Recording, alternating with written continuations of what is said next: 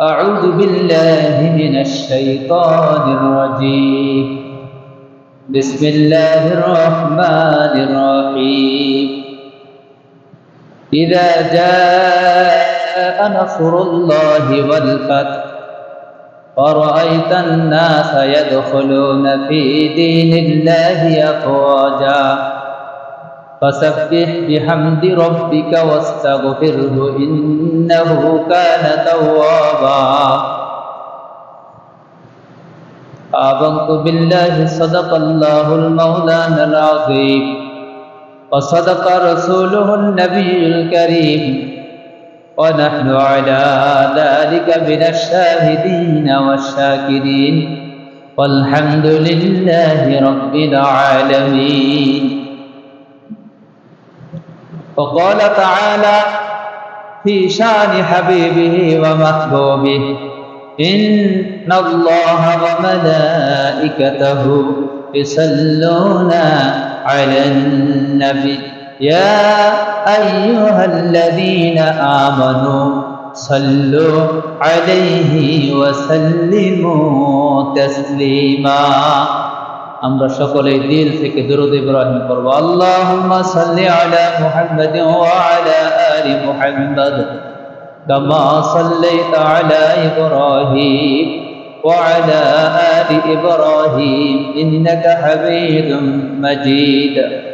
আল্লাহুম্মা বারিক আলা মুহাম্মাদিন ওয়া আলা আলি মুহাম্মাদ কামা বারাকতা আলা ইব্রাহিম وعلى آل إبراهيم إنك حميد مجيد. يا ربي صل وسلم دائما أبدا على حبيبك خير الخلق كلهم بلغ العلا بكماله كشف الدجى بجماله حسنت جميع خصاله صلوا عليه وآله لا إله إلا الله لا إله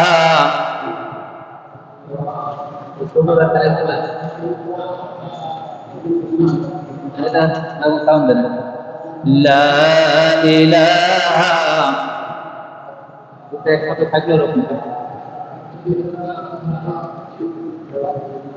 لا إله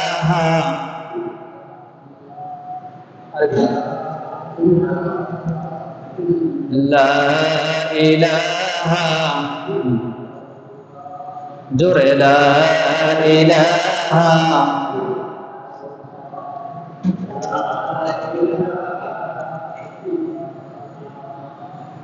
لا إله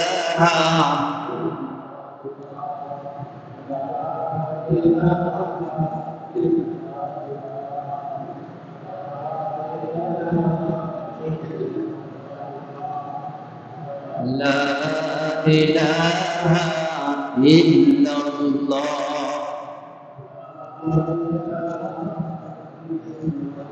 جل لا إله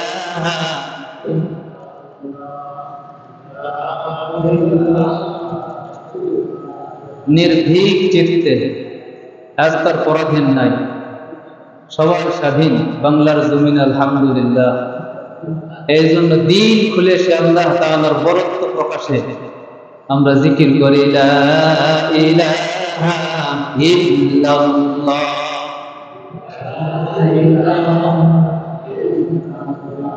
সুবহানাল্লাহ ওয়ালহামদুলিল্লাহ লা ইলাহা ইল্লাল্লাহ।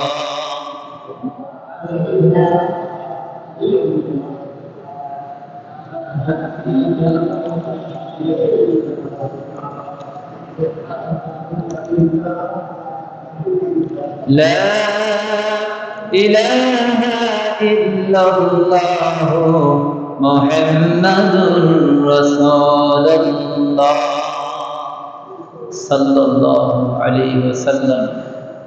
আল্লাহ তাআলার দরবারে আমরা শুকরিয়া জ্ঞাপন করছি যে আল্লাহ তাআলা এই মুহূর্তে দীর্ঘদিন পরাধীনতার জুলুম থেকে জুলুম নির্যাতনের স্টিম রোলার থেকে প্রকাশ্য জুলুম, নীরব জুলুম, যাবতীয় হয়রানি, পেরেশানি, মানসিক জুলুম, সব রকমের জুলুম এই সারা বাঙালি জাতির উপর চলছিল। আল্লাহ সুবহানাহু ওয়া তাআলার সাহায্যে আল্লাহ সুবহানাহু ওয়া তাআলার কিছু বাঙালি জাতির মর্দে মুজাহিদ ছাত্র জনতার রূপে আত্মপ্রকাশ পেয়েছিল। প্রত্যেক জামানাতেই বাতিল বিভিন্ন রূপে আত্মপ্রকাশ করেছিল। এই দুনিয়ার প্রথম মানুষ আদম আলাইহিস সালাম, অপরদিকে বাতিল আবা ওয়াস্তাকবার, কুফর এবং অহংকারের বেশে সর্বপ্রথম বাতিল হিসাবে দুনিয়াতে আত্মপ্রকাশ করেছিল ইবলিস। ওই ধারাবাহিকতায় আদম আলাইহিস সালাম থেকে নিয়ে এ পর্যন্ত বাতিল এক এক সময় এক এক রূপে কি করেছে? আত্মপ্রকাশ করেছে। বাতিল যখন কুফর আর শিরকের রূপে আত্মপ্রকাশ করলো, হক তখন নূহ আলাইহিস সালামের রূপে আত্মপ্রকাশ করলো। বাতিল যখন নবুয়তের রূপে আত্মপ্রকাশ করলো, হক তখন ইব্রাহিম আলাইহিস সালামের রূপে আত্মপ্রকাশ করলো। বাতিল যখন ফেরাউনের রূপে আত্মপ্রকাশ করলো, হক তখন মূসা আলাইহিস সালামের রূপে আত্মপ্রকাশ করলো। বাতিল যখন সঙ্গীত চর্চা আর বিভিন্ন রকমের বাদ্যযন্ত্রের রূপে আত্মপ্রকাশ করলো, হক তখন দাউদ আলাইহিস সালামের রূপে আত্মপ্রকাশ করলো। বাতিল যখন নীলুয়াবাসীর রূপে আত্মপ্রকাশ করলো, হক তখন ইউনূস আলাইহিস সালামের রূপে আত্মপ্রকাশ করলো। এই ধারাবাহিকতায় বাতিল যখন রোম, পারস্য আর মক্কাবাসীদের জুলুম নির্যাতনের রূপে আত্মপ্রকাশ করলো, হক তখন বিশ্ব নবী সাইয়্যিদুল মুরসালিন খাতামুল আম্বিয়া রাহমাতুল লিল আলামিন মুহাম্মদুর রাসূলুল্লাহ সাল্লাল্লাহু আলাইহি ওয়াসাল্লামের রূপে আত্মপ্রকাশ করলো। ওই ধারাবাহিকতায় প্রত্যেক যুগে প্রত্যেক শতাব্দীতে বাতিল এক এক সময় এক এক রূপে আত্মপ্রকাশ করেছিল। ওই ধারাবাহিকতায় বাতিলের আত্মপ্রকাশের ধারাবাহিকতায় এই 2024 সালে বাতিল যখন আওয়ামী লীগের চরম জুলুম আর নির্যাতনের রূপে আত্মপ্রকাশ করেছিল, ঠিক সেই মুহূর্তে বাঙালি জাতির ছাত্র জনতার রূপে আল্লাহ সুবহানাহু ওয়া তাআলা হকের রূপে আত্মপ্রকাশ করলেন। তো সেই বুলন্দ, সেই ঝান্ডা, সেই হকের পতাকাবাহী, ন্যায্য অধিকারের পতাকাবাহী, জুলুম নির্যাতনের বিপক্ষে মানুষের অধিকার ফিরিয়ে দিতে ছাত্র জনতার দেশে ঢাকার ময়দানে যে ছাত্র জনতা সারা বাংলাদেশ সহ ছাত্র জনতা হকের রূপে আত্মপ্রকাশ করার মাধ্যমে দীর্ঘদিনের এই জুলুম আর নির্যাতনের বাতিল হিসাবে যে আওয়ামী লীগ শক্তি আত্মপ্রকাশ করেছিল, আল্লাহ তাআলার সাহায্যে এটি 5 আগস্ট আল্লাহ তাআলা বিজয় দান করেছেন। তো সেই আল্লাহ তাআলার দরবারে দিল থেকে মহব্বতের সাথে দিল খুলে, এতদিন পর্যন্ত দিল খুলে কোনো কথাও বলতে পারি নাই। দুনিয়ার কথা তো দূরের কথা, দিনের কথাও বলতে পারি নাই। মসজিদের মেম্বারে বসে ওলামায়ে কেরামের হুলকম চেপে ধরা হয়, ওয়াজের স্টেজে মাহফিলগুলোর প্যান্ডেলে মাইক্রোফোন ছিনিয়ে নেওয়া হয়, বক্তার উপর আক্রমণ করা হয়। এটা কারা ছিল? একে জুলুম ছিল না?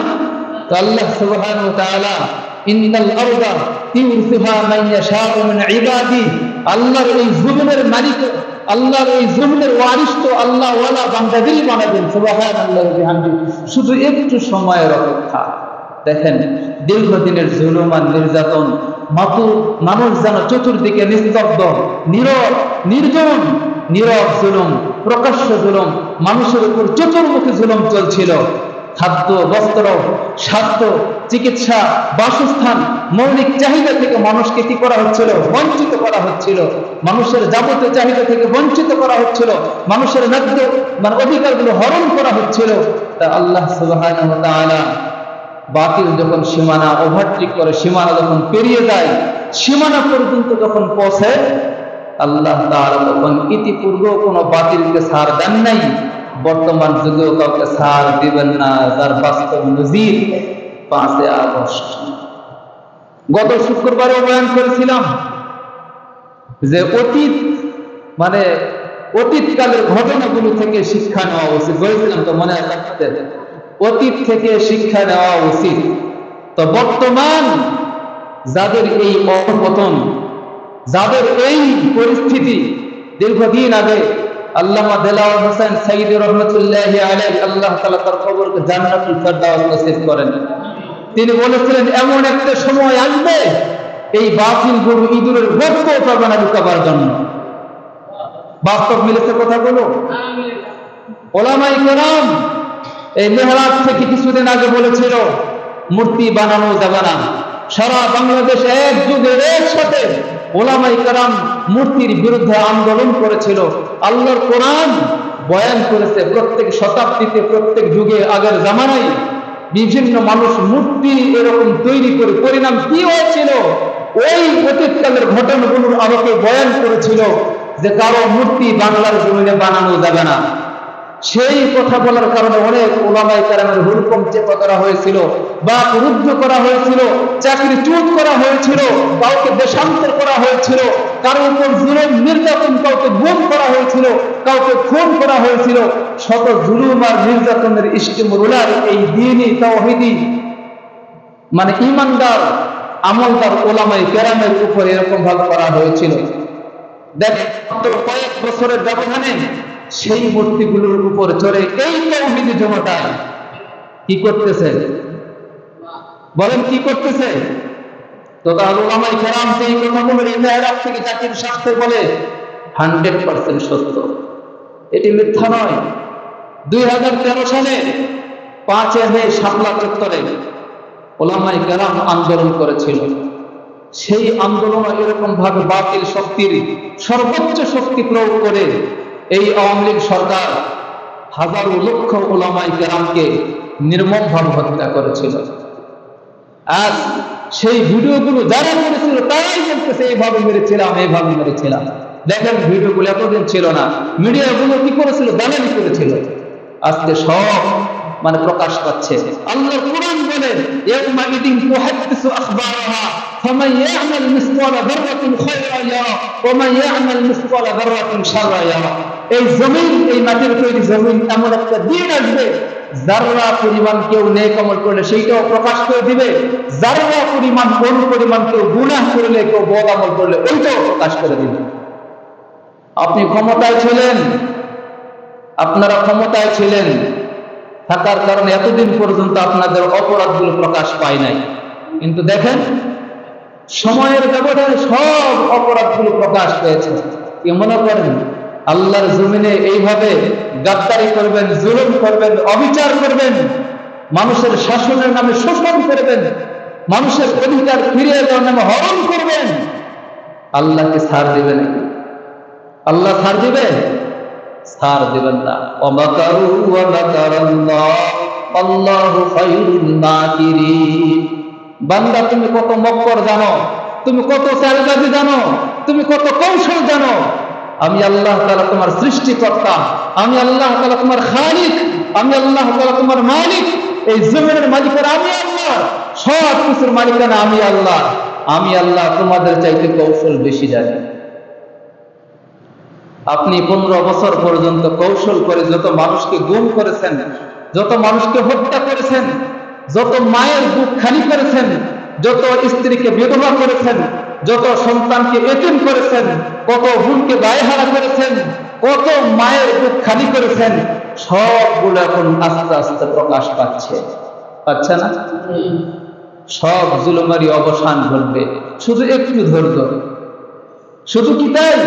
আল্লাহর কোরআন দেখেন কত বিস্ময়কর ভাবে, কত নিখুঁত ভাবে আল্লাহ তাআলা বয়ান করেছেন। সূরা ইব্রাহিমের মানে ভিতরে আসছে যে কিয়ামতের ময়দানে বারাজু লিল্লাহি জামিআ, কিয়ামতের ময়দানে সবাইকে যখন একত্র করা হবে, ফাকালা দুআফাউ লিল্লাযিনা ইসতাকবারু, দুর্বলরা শক্তিশালীদের দিকে তাকায় থেকে বলবে, দুনিয়াতে যারা যাদের অনুসরণ করেছিল, যারা নেতাদের দিকে তাকায়া অনুসারীরা বলবে, ইন্না কুন্না লাকুম তাবাআ, আমরা তো তোমাদের সাথেই ছিলাম, তোমাদের অনুসরণ করেছিলাম, তোমাদের সাথেই, তোমাদের কথাই সবকিছু করেছি আমরা। আজকের এই বিপদ মুহূর্তে আমাদেরকে বাঁচাও। وقال الشيطان لما قضي الأمر إن الله وعدكم وعد الحق ووعدتكم শয়তান ডাকতে বলবে যে হ্যাঁ আমি তো তোমাদেরকে ডেকেছিলাম, আল্লাহ তাআলা তো ওয়াদা করেছিলেন, আল্লাহর ওয়াদা সত্য। উলামায়ে কেরাম কি এগুলো বলেন নাই? উলামায়ে কেরামের কাছ থেকে শোনা হয় নাই এগুলো? ভবিষ্যৎবাণীগুলো শোনা হয় নাই? সব বলেছিল, সব শুনেছিল, আল্লাহর ওয়াদা সত্য। আমি ওয়াদা করেছিলাম, অতঃপর আবার খেলাফ করেছি। আমি তো তোমাদের বাধ্য করিনি, শুধু মুয়াজ্জিনের দায়িত্ব পালন করেছি, শুধু ডেকেছি আমার কথায়। শয়তান বলবে আমি শুধু মুয়াজ্জিনের দায়িত্ব পালন করেছি, আমার দিকে শুধু ডেকেছি, এই জন্য আমাকে ভৎসনা করো না, বরং তোমরা নিজেরাই নিজেদেরকে ভৎসনা করো। 5 আগস্ট যখন এই পরিস্থিতি, আওয়ামী লীগ সরকারের পতন হয়ে গেল, এমন সময় আওয়ামী লীগের পক্ষ থেকে প্রধানমন্ত্রীর পুত্র সেই বিদেশ থেকে বলছে কি আমরা আগে থেকেই বিদেশ আছি, আমার খালা আমার মা চলে আসছে, এখন আমরা বেঁচে গেছি, আমাদের পরিবার থেকে আর এই দল কেউ করবে না, এখন আপনারা আপনাদেরই সামলান। তাই আমাদের দিনের শয়তানের কথা আর বর্তমান শয়তান রূপে আত্মপ্রকাশ করেছিল আওয়ামী লীগ সরকারের কথা মিলছে নি? মিলছে? আল্লাহ সুবহানাহু ওয়া তাআলা আল্লাহর কোরআন বয়ান করে আদম আলাইহিস সালামকে শয়তান বলেছিল, ফাওয়াসওয়াসা ইলাইহিস শাইতান, শয়তান ওয়াসওয়াসা দিল আদম আলাইহিস সালামকে, হাল আদুল্লুকুম শাজারাতিল খুলদ, আমি কি এমন একটি বৃক্ষের কথা বলবো যেই বৃক্ষের ফল খাওয়ার দ্বারা, যেই বৃক্ষের ফলগুলো ভক্ষণ করার দ্বারা অমুলকিল লা ইয়াবলা, কোনদিন তোমাদের বাদশাহী শেষ হবে না। তার কথা, শয়তানের কথা। শয়তান যে তোমরা যদি এই গাছের ফল খাও অথবা হওয়া অমুলকিল লা ইয়াবলা, কিয়ামত পর্যন্ত কেন কোনদিন তোমাদের বাদশাহী, তোমাদের রাজত্ব শেষ হবে না। শয়তানের কথার উপর আমল করেছিল, বলেন তো বাদশাহী ছিল না? জান্নাতের ভিতরে কত সুন্দর নিয়ামতে তারা চলাফেরা করছিল, আল্লাহর নিয়ামতগুলো ভক্ষণ করছিলেন। যখনই শয়তানি ওয়াসওয়াসায় তারা প্ররোচিত হলেন, শয়তান প্রতারণা দিলেন, শয়তান যখন প্ররোচনার শিকার হলো, শয়তানের ফল খেয়ে নিলেন, সাথে সাথে জান্নাতি পোশাক সহ জান্নাত থেকে বিতাড়িত হওয়া গেল। যুগে যুগে যারা এই শয়তানের অনুগামী হবে, শয়তানের অনুসারী হবে, আল্লাহর কসম, আল্লাহর কোরআন আদম আলাইহিস সালাম থেকে নিয়ে কিয়ামত পর্যন্ত আগত যত ঘটনাগুলো আছে, সবগুলোর অগ্রিম ঘটনার দৃষ্টান্ত আল্লাহ তাআলা আল্লাহর কোরআনে বয়ান করেছেন। উলামায়ে কেরাম সময়ে সময়ে এগুলো বলার চেষ্টা করেছেন, কখন আমাদের হুলকম চেপে ধরেছেন। এখানে কথা বলেছি, জামানার ফেরাউন আপনাদের এখান থেকে আঙ্গুল তুলে এরকম এটা বলবেন না, বলেন না? কোথায় সেই ফেরাউন? আমরা কিছু বলতে পারি নাই, তাকায় ছিলাম, আল্লাহ তোমার জমিনে হক কথাগুলো বলবো, কিন্তু বলার শক্তি আমাদের নাই। চেষ্টা করেছি, পারছি না, আমাদের বাক শক্তি রুদ্ধ করা হয়েছে, বাক শক্তির স্বাধীনতা কেড়ে নিয়েছে, চলাফেরার স্বাধীনতা কেড়ে নিয়েছে, বাসস্থানের স্বাধীনতা কেড়ে নিয়েছে, চিকিৎসা ব্যবস্থার স্বাধীনতা কেড়ে নিয়েছে, মানুষের মৌলিক চাহিদা যতগুলো যা লাগে সবকিছুর স্বাধীনতা হরণ করেছিল এরা, করে নাই? আল্লাহ মাতা নাসরুল্লাহ, সাহাবায়ে কেরাম, আল্লাহর পয়গম্বর সহ আল্লাহর দ্বীন প্রতিষ্ঠিত করার জন্য যারা জান মাল দিয়ে সব সময় কত চেষ্টা করেছেন, তাদের উপর খুব জুলুম নির্যাতন চলছিল, তার উপরের দিকে তাকায় ছিল আল্লাহ মাতা নাসরুল্লাহ, এই জুলুম নির্যাতনের পক্ষে কবে তোমার কাছ থেকে সাহায্য আসবে? আমরাও তাকায় ছিল। আল্লাহর ফল দেখেন, আল্লাহ তাআলা জুলুম সহ্য করেন না। আয়াতের শেষ অংশে আল্লাহ তাআলা বলেন, ইন্নাল যালিমিনা লাহুম আযাবুন আলীম, প্রত্যেক যুগে যুগে তারা এই জুলুম আর অবিচার করবে, অন্যায় করবে, পাপ কাজ করবে, এদের শাস্তি খুবই যন্ত্রণাদায়ক হবে। এটা শুধু আওয়ামী লীগ সরকার না, যারা জুলুম করবে তাদেরই। বলেন না, বুঝি খালি আওয়ামী লীগ সরকারেরই হবে? বিশ্বের ইতিহাসের উলামায়ে কেরাম একমত, বিভিন্ন মুফাসসিরগণ একমত আয়াতের ব্যাখ্যায় যে যারাই জুলুম করবে, জুলুমের বিভিন্ন ভাবে জুলুম আত্মপ্রকাশ করতে পারে। যেমন বললাম, কখনো কুফর আর শিরকের রূপে আত্মপ্রকাশ করেছে বাতিল, কখনো নিনওয়াবাসীর রূপে আত্মপ্রকাশ করেছে হক, কখনো মুসা আলাইহিস সালামের রূপে আত্মপ্রকাশ করেছিল বাতিল, কখনো নমরুদের রূপে আত্মপ্রকাশ করেছে হক, তখন ইব্রাহিম আলাইহিস সালামের রূপে আত্মপ্রকাশ করেছিল বাতিল, কখনো ফেরাউনের রূপে আত্মপ্রকাশ করেছে হক, তখন মুসা আলাইহিস সালামের রূপে আত্মপ্রকাশ করেছে। তার মানে বাতিলের রূপ সব সময় একরকম থাকে না, বিভিন্ন সময় বিভিন্ন রূপে বাতিল আক্রমণ করতে পারে। সজাগ থাকতে হবে, সচেতন থাকতে হবে, বাতিল বোঝার যোগ্যতা থাকা লাগবে, আল্লাহকে ভয় করা লাগবে, তাহলে আল্লাহ তাআলা হক আর বাতিল বোঝার তৌফিক দান করবেন। আল্লাহ ভয় ব্যতীত, আল্লাহর প্রতি ঈমান আর আস্থা ভয় ব্যতীত হক কোনটা বাতিল কোনটা বোঝার শক্তি তার আসবে না। এই জন্য যারা আল্লাহ ওয়ালা, যারা আল্লাহর জমিনে আল্লাহর দ্বীন প্রতিষ্ঠায় নিয়োজিত, আমি বুঝি না তাদের সাথে তো থাকবো ভাই ইনশাআল্লাহ। আল্লাহ কবুল করেন। মুহাম্মদ রাসূলুল্লাহ সাল্লাল্লাহু আলাইহি ওয়াসাল্লাম মক্কার জমিনে 13 বছর পর্যন্ত জুলুম নির্যাতনের শিকার হয়েছিলেন, জানেন তো নাকি? 13 বছর পর্যন্ত জুলুম নির্যাতন। শুধু কি জুলুম নির্যাতন বলতে বর্তমান যেমন আছে এরকম না, এর চাইতেও কঠিন ছিল, এর চাইতেও কঠিন ছিল। শুধুমাত্র হকের পক্ষে থাকবার কারণে বেলাল রাদিয়াল্লাহু আনহুর উপর যে জুলুম করা হয়েছিল, শুধুমাত্র হকের পক্ষে থাকবার কারণে আম্মার বিন ইয়াসির রাদিয়াল্লাহু আনহু মানে উপর যে জুলুম করা হয়েছিল, শুধুমাত্র হকের পথ গ্রহণ করবার কারণে হযরত সুমাইয়া রাদিয়াল্লাহু আনহার মধ্যে তীর মেরে জখম করা হয়েছিল, হত্যা করা হয়েছিল, শহীদ করা হয়েছিল। শুধু হকের পক্ষে থাকবার কারণে সাহাবায়ে কেরামের দুই পা দুই উঠে বেঁধে দিয়ে দুই দিকে এরকম ভাবে ধাক্কা দেওয়া হয়েছিল। শুধু হকের পক্ষে থাকবার কারণে মুহাম্মদ রাসূলুল্লাহ সাল্লাল্লাহু আলাইহি ওয়াসাল্লাম সেজদায় গেছেন, উটের নারী ভুঁড়ি পাউশ গাড়ার যত আবর্জনা সব মাথায় নিক্ষেপ করা হয়েছে। হাজারো জুলুম, হাজারো নির্যাতন অল্প সময় বলে শেষ করা যাবে না। আল্লাহর পক্ষ থেকে হিজরতের কি আসলেন? নির্দেশ আসলো। আল্লাহর নবী হিজরত করলেন। তো দীর্ঘ 10 বছর পরে মদিনার শাসক মানে তখন তো দীর্ঘ 10 বছর পরে আল্লাহ তাআলার নির্দেশে আবার এই মক্কাতে শত সহস্র সাহাবায়ে কেরামকে নিয়ে বীর বেশে যখন মক্কায় প্রবেশ করলেন, তখন বলেছিলেন লা তাসরিবা আলাইকুমুল ইয়াউম, হে মক্কার লোকেরা, আজকে তোমরা কি মনে করো? হুজুর সাল্লাল্লাহু আলাইহি সাল্লাম যখন মক্কায় প্রবেশ করেন, চেহারা ছিল নিম্নগামী। উম্মে হানির ঘরে সর্বপ্রথম প্রবেশ করলেন, 8 রাকাত বিজয়ের নামাজ পড়লেন। হায় মক্কা, এই মক্কার মানুষ 10 বছর আগে কত জুলুম কত নির্যাতন করে আমাকে বিতাড়িত করেছিল, বাড়ি ঘর ছাড়া করেছিল, ব্যবসা বাণিজ্য ছাড়া করেছিল, স্ত্রী বিবি বাচ্চা ছাড়া করেছিল, আত্মীয়তার বন্ধন এরকম ভঙ্গ হয়ে গিয়েছিল। বাপ মুসলমান ছেলে কাফের, অথবা ছেলে মুসলমান বাপ কাফের, সব কিছু সম্পর্ক বিচ্ছিন্ন, এরকম ভাব করতে বাধ্য হয়েছিল তারা।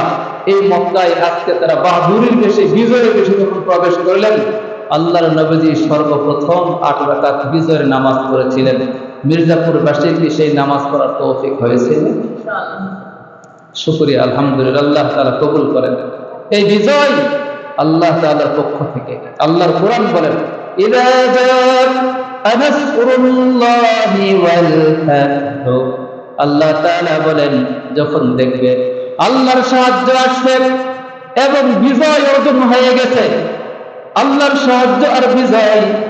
ছাত্র জনতা দীর্ঘদিন পর্যন্ত যে আন্দোলন করছিল, যে মুক্তি যুদ্ধের চেতনায় সংগ্রাম করে যাচ্ছিল, অস্ত্রে শস্ত্রে প্রতি সজ্জিত ছিল, অস্ত্র নাই শস্ত্র নাই, অস্ত্রের মোকাবেলা করবার কোনো ঢাল নাই, তরোয়ার নাই, কোন চুম্মার ব্যবস্থা নাই, খালি হাতে সাহাবায়ে কেরামের ভূমিকায় আল্লাহর জমিনে হক প্রতিষ্ঠা করার জন্য, নিজের অধিকার ফিরিয়ে পাবার জন্য মুক্তি যুদ্ধের চেতনায় যারা জীবন বাজি রেখে এ পর্যন্ত অস্ত্র শস্ত্রহীন মোকাবেলা করেছিল, বলেন তো একদিকে অস্ত্রওয়ালা আর একদিকে অস্ত্র ছাড়া, আল্লাহর সাহায্য ছাড়া কি এ বিজয় সম্ভব হতো? অস্ত্রের মোকাবেলায় রূপবারের মতো শক্তি নাই, কেবলমাত্র আল্লাহর সাহায্য। কারণ আল্লাহ তাআলা বয়ান করেছেন, আলাম তারা কাইফা ফাআলা রাব্বুকা বিআসহাবিল ফিল, ওই যে স্মরণ করো আসহাবে ফিলের কথা। হস্তি বাহিনী অস্ত্র শস্ত্র সহে, অস্ত্র শস্ত্রে সজ্জিত হইয়া মক্কার জমিনে বাইতুল্লাহ ধ্বংস করার জন্য যখন তারা গমন করেছিল, প্রস্তুত নিয়েছিল, অস্ত্র শস্ত্রে সজ্জিত মক্কার পক্ষে, বাইতুল্লাহর পক্ষে, আল্লাহর পক্ষে কেউ যুদ্ধ করবে এরকম কেউ নাই। আল্লাহর পক্ষ থেকে ছোট ছোট পাখি, 3টা পাথর, 2 পায়ে 2টা পাথর, মটর কালাই মতো, মসুর ডাল আছে না, এই মটর কালাই বা মসুর ডালের পরিমাণ 2টা, 3টা মুখে 1টা, 2 পায়ে 2টা, এই ছোট ছোট কোন পরিমাণ বলেন মসুর কালাই পরিমাণ একটা করে দানা যদি উপর থেকে নিক্ষেপ করা হয়, তাহলে কার কি যায় আসে? যায় আসে? কিন্তু আল্লাহর হুকুমে এগুলো হচ্ছিল, আল্লাহর ইশারায় হচ্ছিল। শুধু পাখিগুলো উপর থেকে এই দানাগুলো ছেড়ে দিয়েছিল, যেদিক দিয়ে প্রবেশ করেছে নারী পুরুষ সবকিছু বের হয়ে গেছে। সুবহানাল্লাহ। ছাত্র জনতার হাতে, তৌহিদের জনতার হাতে অস্ত্র নাই, শস্ত্র নাই, কিছু নাই, ইট পাটকেল ঢিল, নাকি ইট পাটকেল ঢিল, এগুলোর শক্তি আল্লাহ তাআলা এই পরিমাণ করে দিয়েছিল সেই আসহাবে ফিলের পাখিগুলোর মতো। সুবহানাল্লাহ।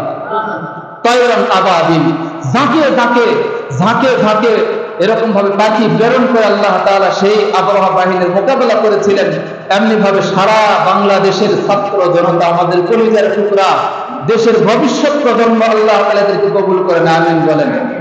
আল্লাহ তাআলা এদের সেই ঢিল আর পাটকেল তাদের হাতে ছড়ায় এমন ভাবে কাজ করেছে, প্রতিক্রিয়া দেখা দিয়েছে, বাতিল শক্তি পালাবার রাস্তা খুঁজে পায় না। আল্লামা সাইদি রহমাতুল্লাহ আলাইহি বলেছিলেন, মনে হচ্ছে বারবার এমন একটা সময় আসবে, মারো, ধরো, গুম করো, খুন করো, যা ইচ্ছা তাই করো, আল্লাহর কসম, আল্লাহর জমিনে এমন একটা সময় আসবে, তোমরা বাতিলগুলো পালাবার জন্য একটা ইঁদুরের গর্ত খুঁজে পাবে না লুকাবার জন্য। দেখেন পরিণামগুলো কি হচ্ছে।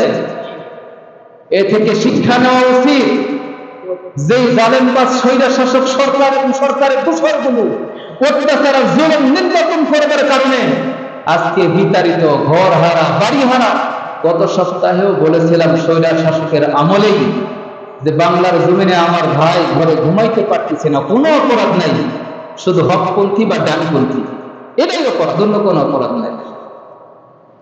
ঘুমাতে পারতেছিল, গত শুক্রবারে ঘুমানোর সুযোগ হয়েছিল না, শনিবারেও তারা নাই বাড়ি হারা, রবিবারেও তারা নাই বাড়ি হারা, সোমবারেও তারা নাই বাড়ি হারা। কিন্তু দুপুরের সময় যখন বাতিলের পরাজয় ঘটল, মুহূর্তের ভিতরে বাড়ি হারাকে হলো আর বাড়িওয়ালাকে হলো। কোঠা নিজের অধিকারের পক্ষে আন্দোলন করতে গিয়া আজকে তারা গোটা দেশেরই সংস্কারের দায়িত্ব নিয়েছে। সুবহানাল্লাহ।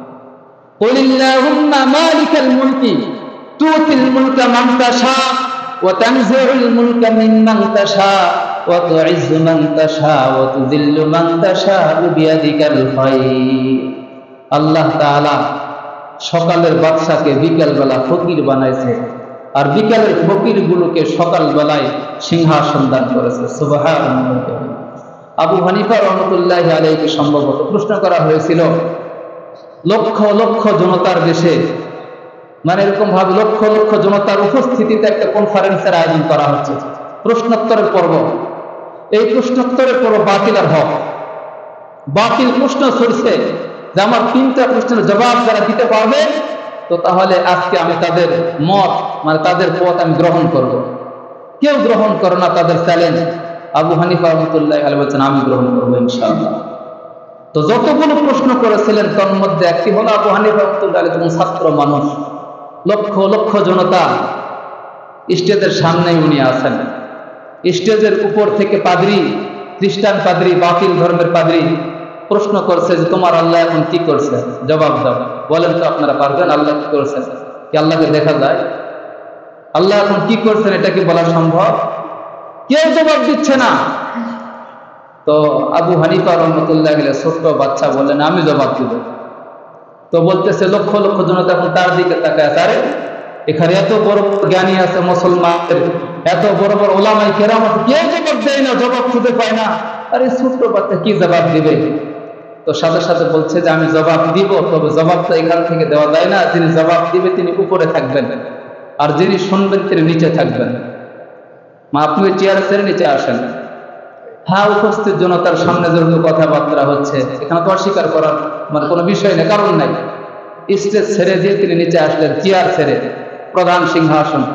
ছোট্ট বাচ্চা আবু হানিফা রহমতুল্লাহ আলাইহি গিয়ে চেয়ারে বসলেন, বসে বলতেছেন, এই মুহূর্তে আমার আল্লাহ যেটা করলেন, আপনার মতো জ্ঞানী একজন বিচক্ষণ পাদ্রীকে নিচে নামায়া আমার মতো ছোট্ট একটা বাচ্চাকে সিংহাসন বসায় দিলেন।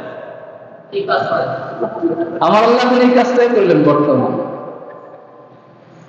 তো কুল আল্লাহুম্মা মালিকাল মুলকি তুতিল মুলকা মান তাশা ওয়া তানজিউল মুলকা মিম্মান তাশা ওয়া তুইজ্জু মান তাশা ওয়া তুযিল্লু মান তাশা বিয়াদিকাল খায়র। ইজ্জতের মালিক কে? বেইজ্জতির মালিক কে? জমিনের মালিক কে? আসমানের মালিক কে? সব কিছুর মালিকানা তারই হাতে, সব কিছুর উপর তিনি ক্ষমতাশীল। আল্লাহর ইচ্ছাই সঠিক হবে, আমাদের ইচ্ছা সব বান চালায় যাবে, যতই মক্কর যতই কৌশল করে থাকি না কেন। হযরত ওমর রাদিয়াল্লাহু আনহু মসজিদের মেম্বারে বসছেন, খেলাফতের পদে সবেমাত্র সরকারের দায়িত্ব নিয়েছেন, নিয়ে মসজিদের মেম্বারে বসে জাতির উদ্দেশ্যে ভাষণ দিচ্ছেন। কেবলমাত্র নতুন সরকার, ইসলামী জাহানের দ্বিতীয় সরকার আর কি, দ্বিতীয় খলিফা। ওমর রাদিয়াল্লাহু আনহু বলতেন, উপস্থিত জনতা, যদি আমি আল্লাহর হুকুম মানে আপনাদের পরিচালনা করতে গিয়া হক থেকে, দিন থেকে, আল্লাহ এবং রাসূলের হুকুম থেকে এক চুল পরিমাণ দূরে সরে আসি, তো তাহলে আমাকে সাবধান করে দিও। সাথে সাথে একজন গ্রাম্য মানুষ ওই মজলিসের কোণ থেকে তরবারি এরকম আলগা করে বলছে উঠায়া, হ্যাঁ আমরা ততক্ষণ পর্যন্ত তোমাকে ফলো করব, তোমার হুকুম আমরা আমল করব, যতক্ষণ তুমি দিনের অনুগামী থাকবে, আল্লাহ এবং রাসূলের মত অনুযায়ী আমাদের পরিচালনা করবে, আমরা তা মেনে নেব। আর যদি তুমি আমাদের পরিচালনা করতে গিয়া এক চুল পরিমাণ সরে দাও, তাহলে আমি এই তরবারিটা তোমাকে এক ধাক্কা দিয়ে সোজা করে দেব। সুবহানাল্লাহ।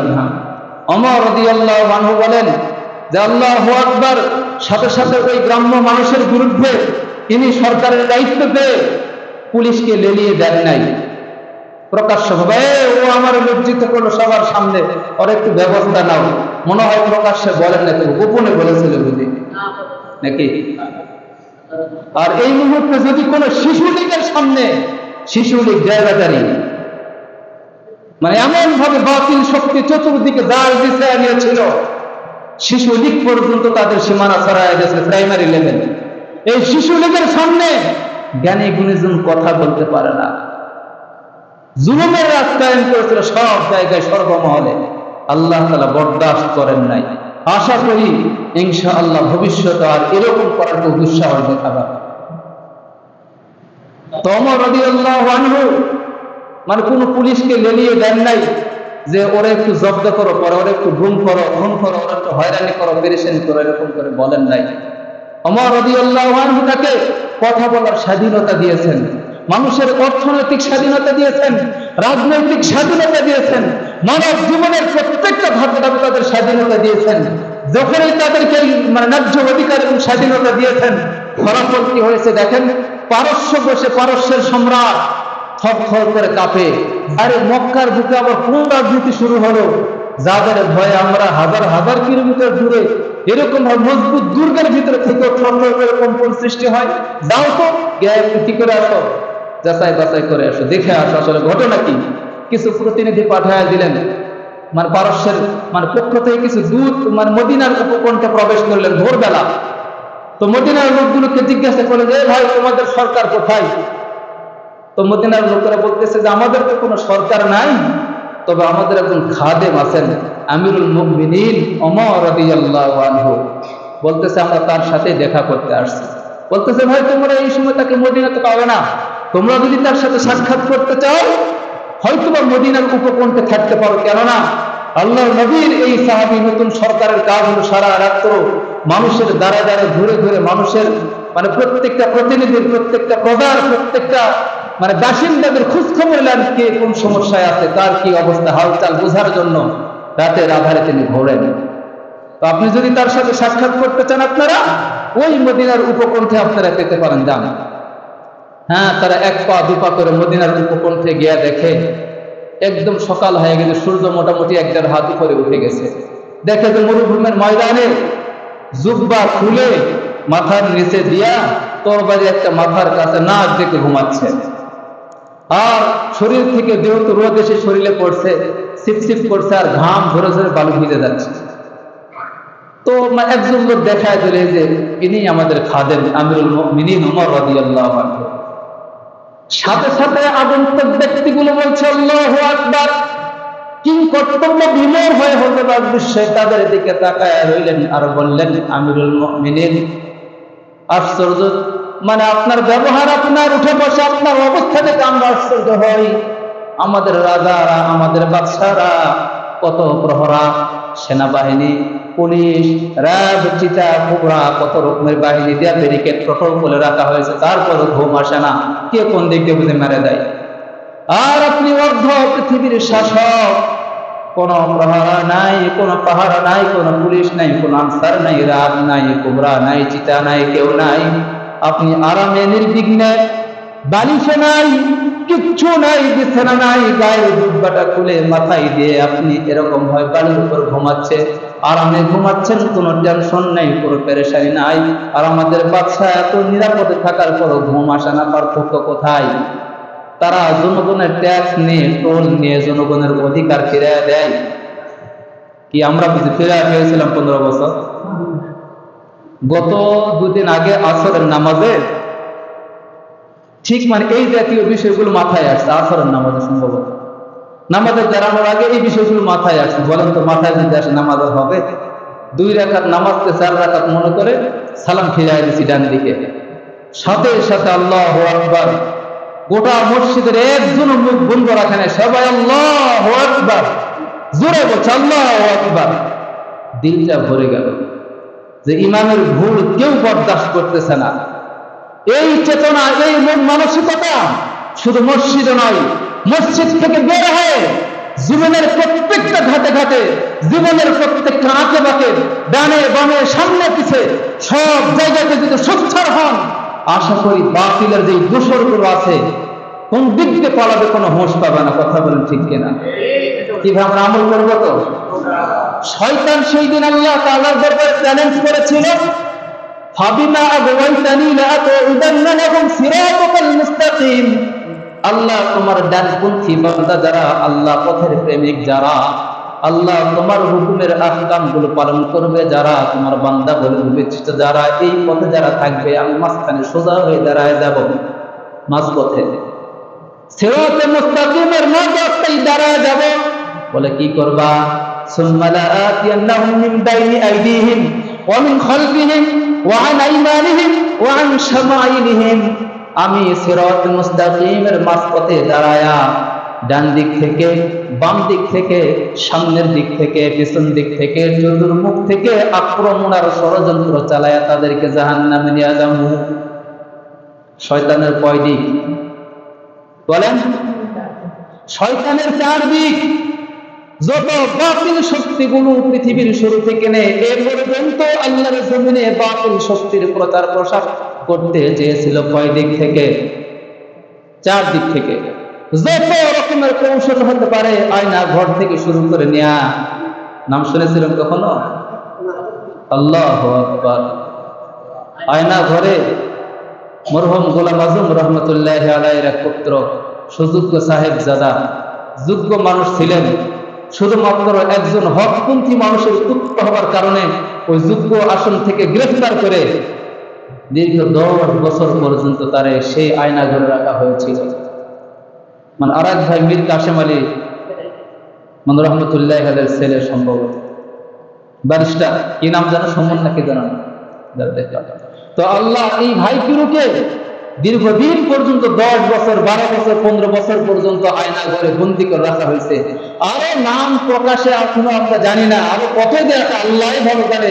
আল্লাহ তাআলা অতি দ্রুত ভাইদেরকে জুলুমের কারাগার থেকে মুক্ত করেন, আমিন বলেন। তো এইরকম ভাবে জুলুমগুলো করেছিল, আল্লাহ তাআলা বরদাস্ত করেন নাই। জুলুমের অবসান ঘটায়া আল্লাহ তাআলা তাদেরকে আবারও জমিনে ফিরায় দিয়েছেন। কিন্তু আফসোস, আজকে দেখলাম দীর্ঘ 10 বছর পর্যন্ত তার বিবি অপেক্ষায় থাকার পরে গত বছর নাকি বিয়ে হয়েছে দেখলাম। এটা তো হয় স্বাভাবিক। মানে মানে একজন মেয়ের বাবা হিসাবে কতদিন রাখবে বলেন? বা একটা মেয়ের জীবন আছে, তো আমার স্বামী বেঁচে আছে না নাই এটাও জানা নাই, বা আমার ছেলে জীবিত আছে না মারা গেছে এটাও বোঝার কোনো কৌশল নাই, কোনো উপায় নাই। কোনো কুল কিনারা না পেয়ে আল্লাহর বান্দি দ্বিতীয় স্বামী গ্রহণ করেছেন। তো মানে আসলে এর জন্য তো সে দায়ী না, এর জন্য দায়ী কি হবে বলেন? জালেম শাসক, স্বৈরাচার শাসক। আল্লাহ তাআলা এগুলো বরদাস্ত করবেন না। আল্লাহর জমিনে আল্লাহ তাআলা বাতিলদের বিচার শুরু করেছেন। আমাদের হায়াতে থাকতেই যেন সব জালেমগুলোর বিচার হয়, আমরা যেন দেখে শিক্ষা অর্জন করতে পারি। আল্লাহ তাআলা তৌফিক দান